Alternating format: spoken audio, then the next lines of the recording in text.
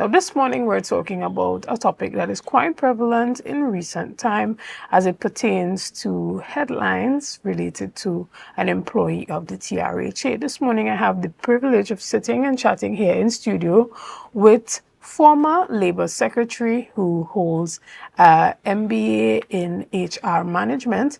He was also a trade union representative for 40 years and advocated at the Industrial Court of Trinidad and Tobago. He's currently an industrial relations consultant by profession, and you have been involved in writing several collective representation agreements for the PSA.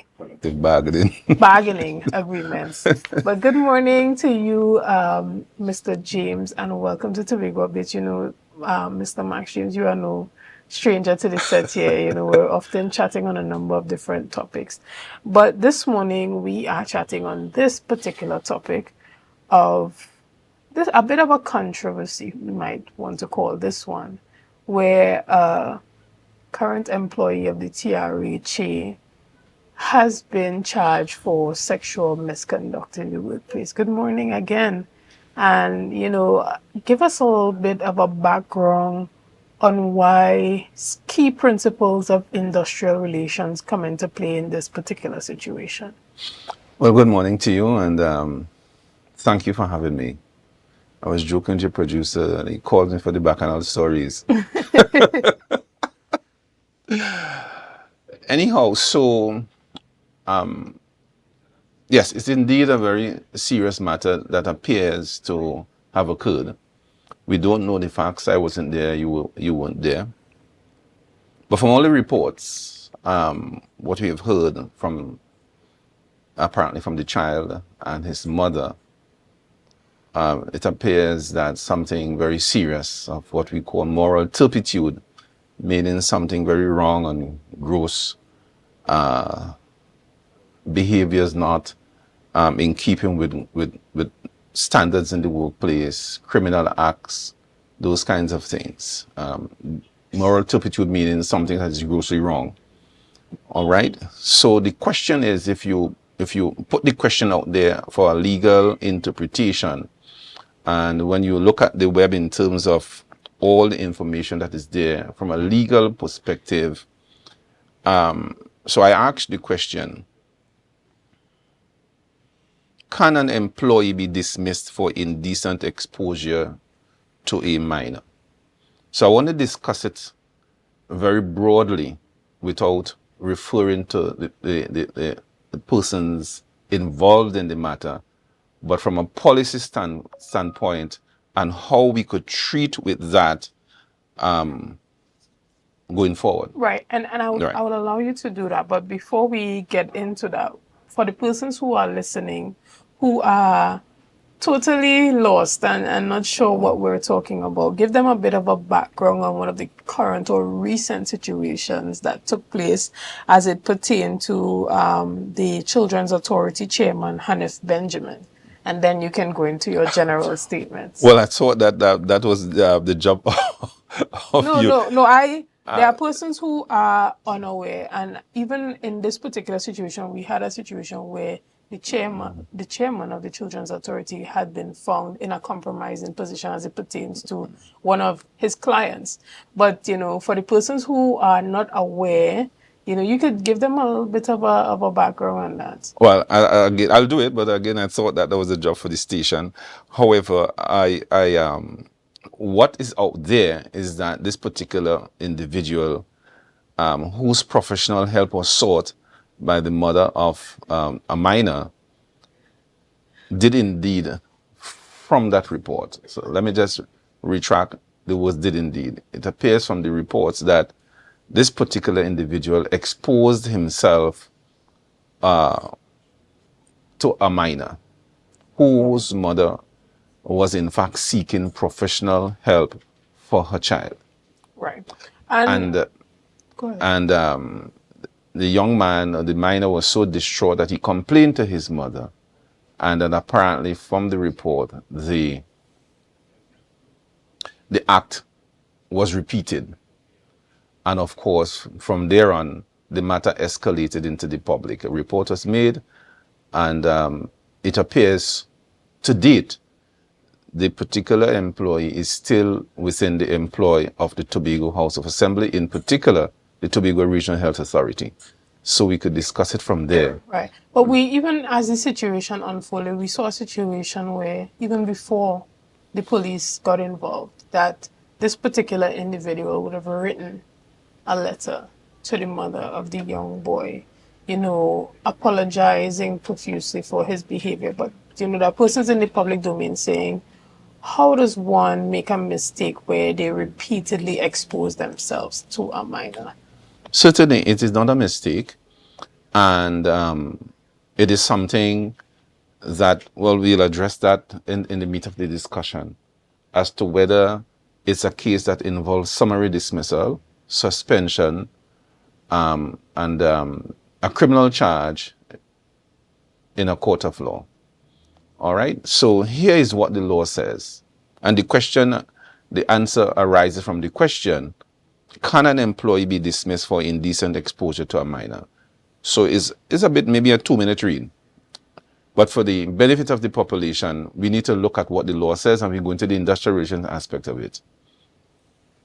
So the answer is yes, an employee can be, and they use the word can, right? Be dismissed for indecent exposure to a minor. And in most jurisdictions, including Trinidad and Tobago, such conduct would almost certainly justify summary dismissal. And that is termination without notice, especially if the employer can establish that, one, the conduct occurred, it is criminal or grossly immoral, and three, it damages the trust, and that's the critical part, the trust, and reputation necessary for the employment relationship. We'll get into that a little bit more.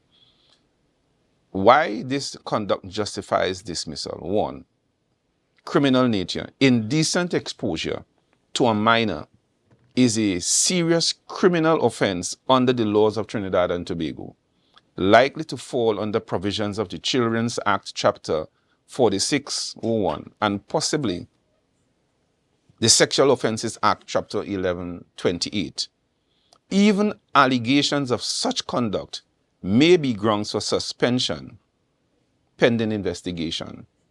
A conviction would make continued employment untenable or impossible or unlikely. Moral turpitude, we used the term before, and moral turpitude has to do with morality, has to do with crime, it has to do with things that are anathema to good behavior in the workplace, things that are just plain wrong in principle and in law and in act, and that kind of thing. Indecent exposure to a child is a textbook example of moral turpitude. And for the people out there, moral turpitude again is where things violate core social standards of decency and legality. All right? In employment law, such conduct is often treated as gross misconduct, especially where the employee or the person who would have carried out the act against the minor is in a position of trust, such as a teacher, a coach, as apparently the employee is, healthcare worker, or public servant. And this is critical here for the assembly. Employer reputation and risk.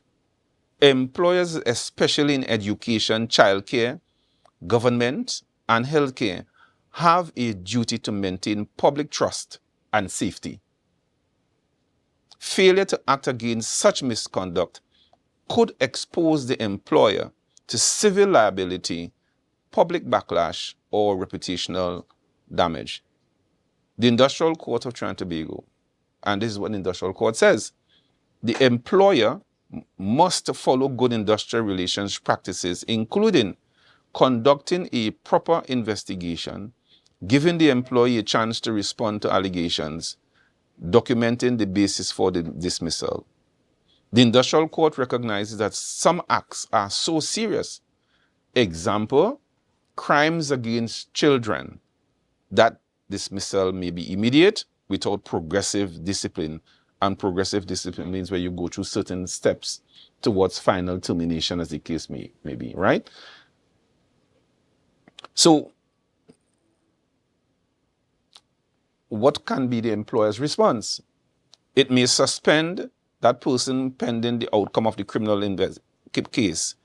If internal investigations or public records confirm the act occurred, that can be grounds for termination, citing moral turpitude and reputational harm. So let's get into the meat of the discussion here. About the dismissal. About the dismissal. If I were the head of that particular division, I would have had him dismissed already. When we talk about reputation and trust in an employment law, if that there's what you call several areas of contract, and where an employee has contracted to work with an employer, the question of emotional contract and trust where that has occurred has been breached, then that will be grounds for suspension or immediate, as perhaps as the case before us, it appears that gross misconduct has occurred, and it will, the employer, in this case, the TRHA / the Secretary of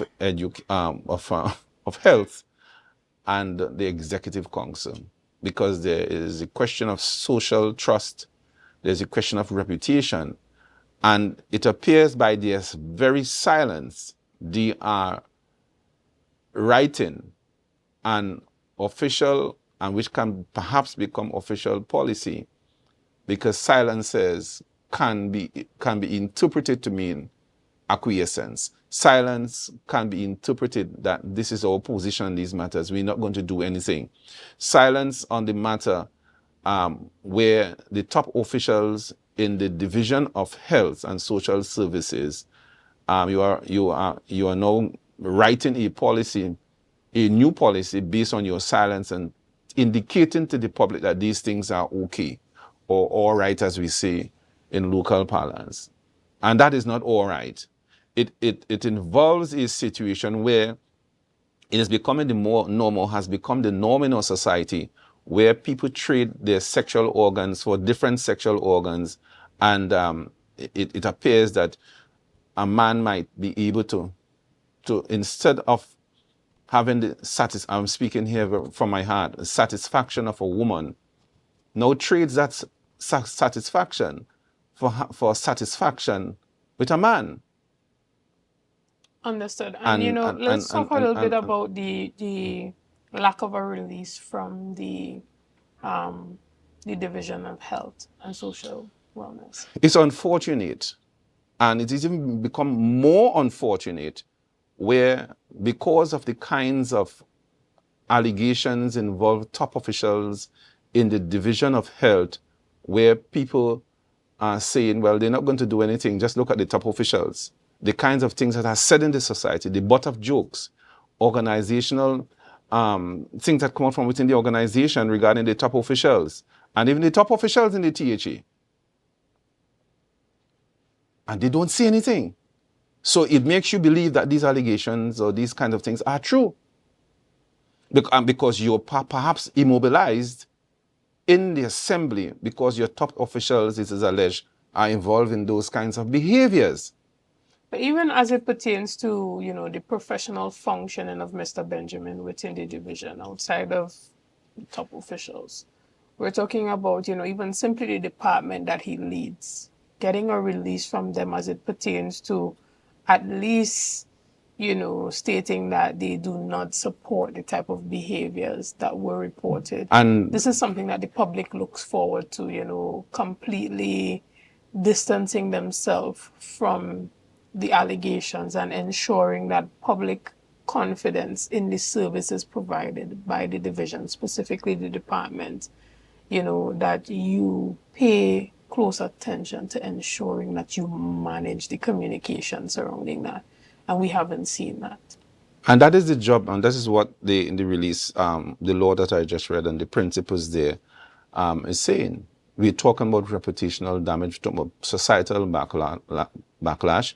We're talking about, is either we agree that these things are okay, or we don't agree that those kinds of behaviors are okay. The laws of this country certainly says those things aren't okay. All right? And it is that we are sworn to uphold the law and the Constitution as a secretary and a chief secretary. And we have not heard anything from the chief secretary. We have not heard anything from the secretary for Health and Social Services. And I'm saying their silence can be interpreted as being very suspicious in terms of where they stand on those matters. They need to come out and say very unambiguously what their position is on those kinds of behaviors. And because it's at the end of the day, it is they who set the policy. They who set the policy for good governance in the assembly and in Tobago, and they have a moral and political socio-political and moral responsibility to set the tone. Right.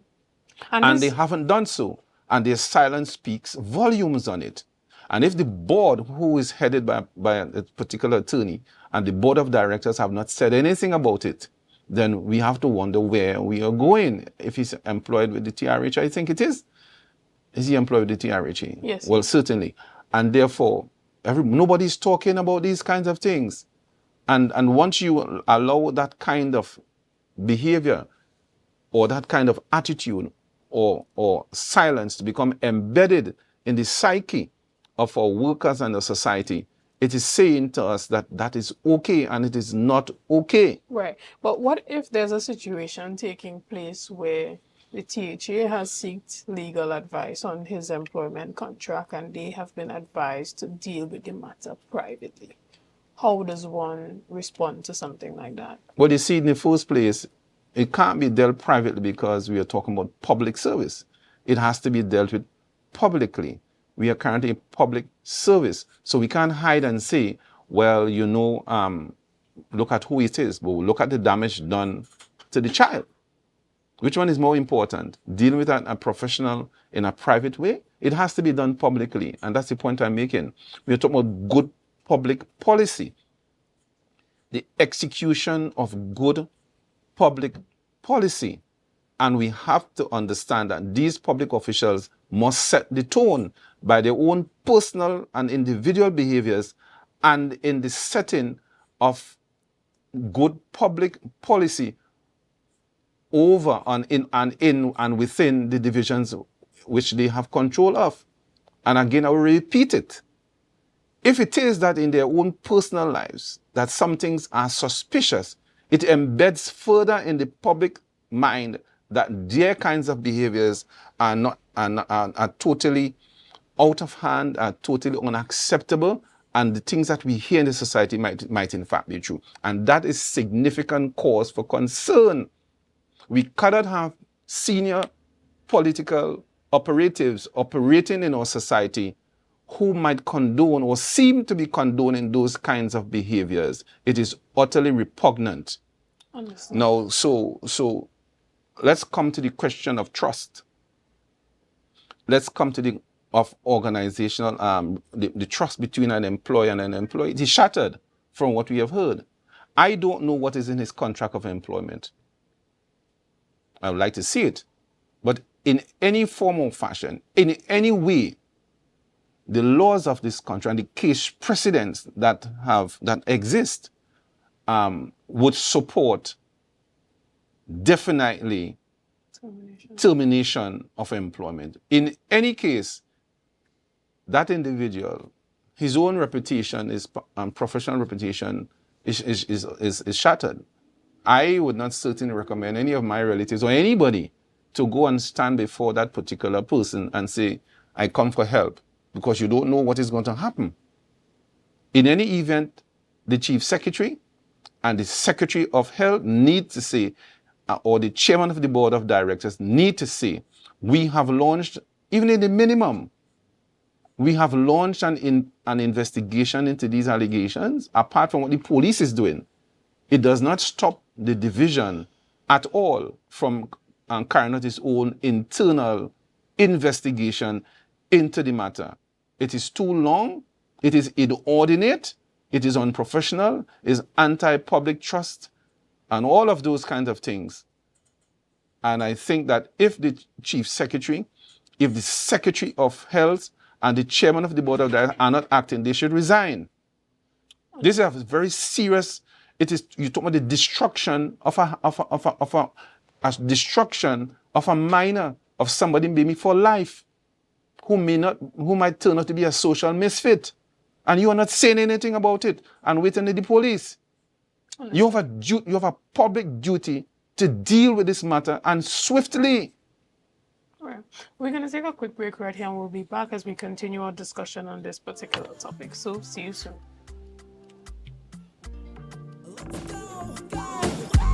It's a brand new morning, rise up to a brand new dawn. Good morning and welcome back to Good Morning Tobago right here on Tobago Base. We continue our conversation this morning with Mr. Max James. Good morning and welcome back. Thank you. So we have been talking Yes. about the situation that has unfolded recently, with the charging of Mr. Hanif Benjamin, who is the former chairman of the Children's Authority, and how that impacts public trust on the department at the TRHA, how it impacts employee-employer relationships, and how it impacts even the relationship between employees within that department. How uncomfortable of a conversation might that be? Is he even back at work or not? So these are the questions that are being asked.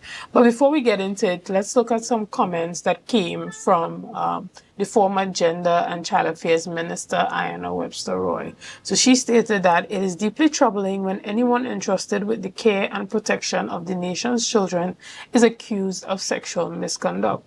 Webster Roy went on to commend the minor and his parents for coming forward while acknowledging that the matter is now before the courts and due process must be allowed without interference.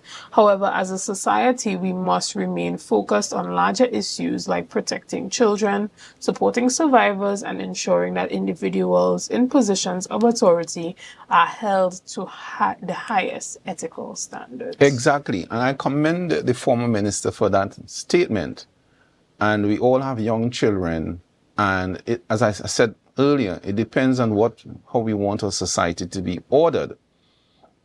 It is not only, I want to reiterate for the benefit of for persons who are watching the program, let us not hide behind legalities and technicalities. That is what's going on here. While you might continue to unleash an evil spirit on the society. It is an evil spirit. You see? While we continue perhaps to unleash those kinds of characters on our young and unsuspecting children.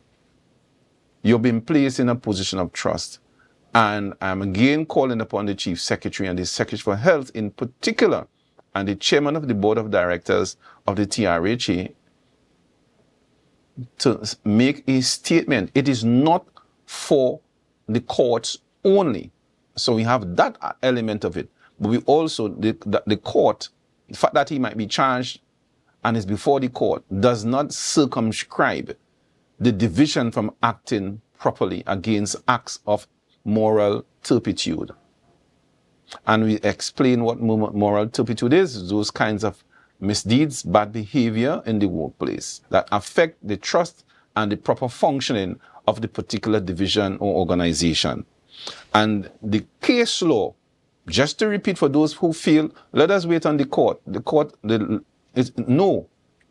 The division has a duty to act internally, particularly where people have to access the services of the particular division. How do people feel going or presenting themselves before such an individual? That's the key. Not even just the individual, the entire department. Even the entire department. Because it calls into question the morality and the ethics of everyone within that department. Hypocrites is the word that we use around the table, and it's perhaps being highly hypocritical.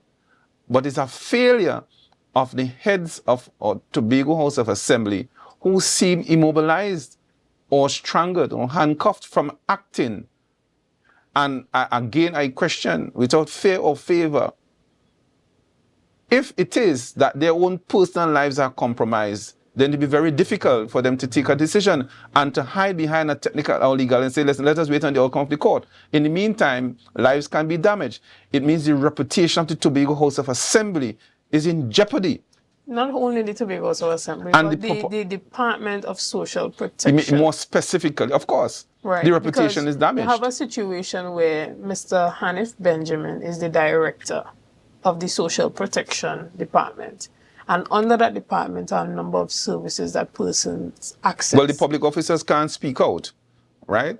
So it falls to the board of directors, if that is where it falls, or it falls to the secretary and the administrator. Right. But what I was and about of course to say the executive is in council situations like this, our cabinet here in Tobago. Right. So nobody is saying anything, and that now becomes an unwritten policy that it becomes all right, and we will wait until these things play out, which can take years. Right. But what I was about to say is that in situations like this, you may see persons coming out who access other services that are, very confidential in nature. Sometimes we say very touchy subjects, whether it be co-parenting, marriage counseling, personal, matters that they come for. A lot of persons take their children to the social protection unit to get guidance. So when you hear of a situation where the director of the department has been accused of these things and has not been dismissed, or no public statement has been made by the division or the department, distancing themselves from the behavior, this can also affect other persons' confidence in accessing any service at all. So who is going to go to that division if the air is not cleared? Who is going to feel safe to access any of these services? And this morning, this is a very important matter for Tobagonians. We are largely a Christian society. We are largely a highly moral society. And I'm calling on the Chief Secretary this morning to tell us what he thinks about homosexuality. I'm calling on the Secretary for Health what she thinks about homosexuality, because it involves homosexual acts or possible homosexual acts.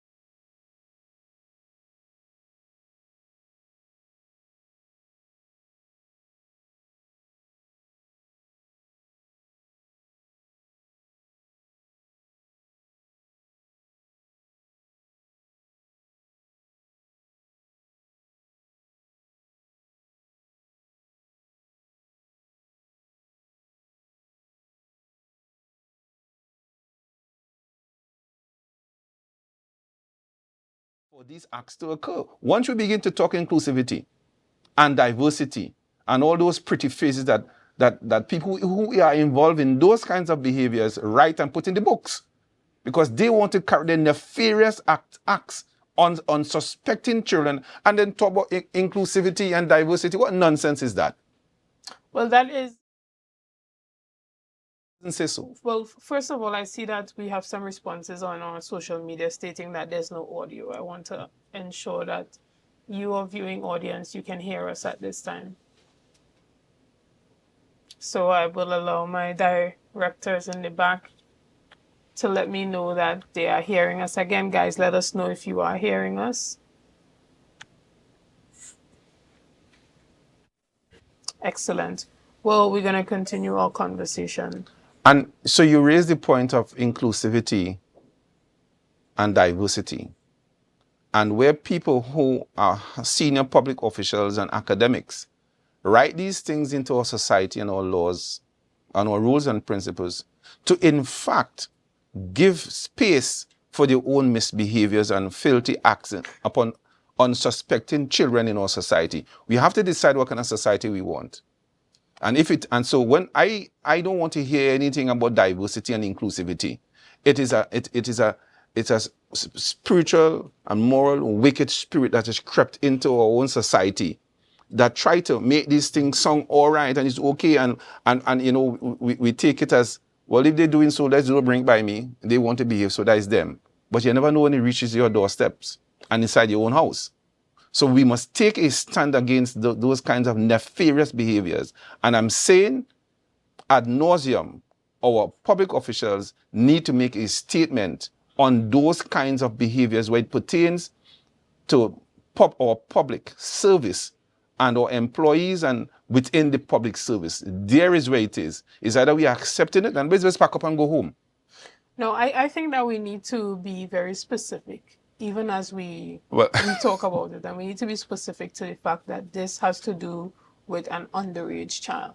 And person's personal sexual orientation is of no concern to their employment status. But the question is, when we talk about diversity and inclusion, we talk about having a tolerant society where although persons have different opinions from us, that we can still function as one society.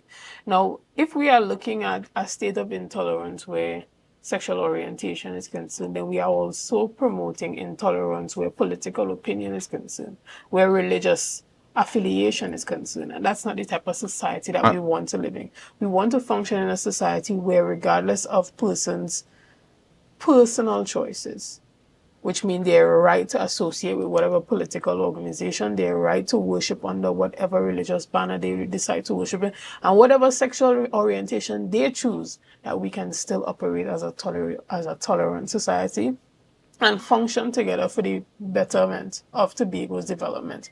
What are you trying to say? That if someone has a particular sexual orientation, that they cannot contribute to the economic development of the island? I think that's an archaic way of thinking, and we have to really move away from that type of mentality, because the way that the world is going, I think that that's a counterproductive narrative and mindset to have.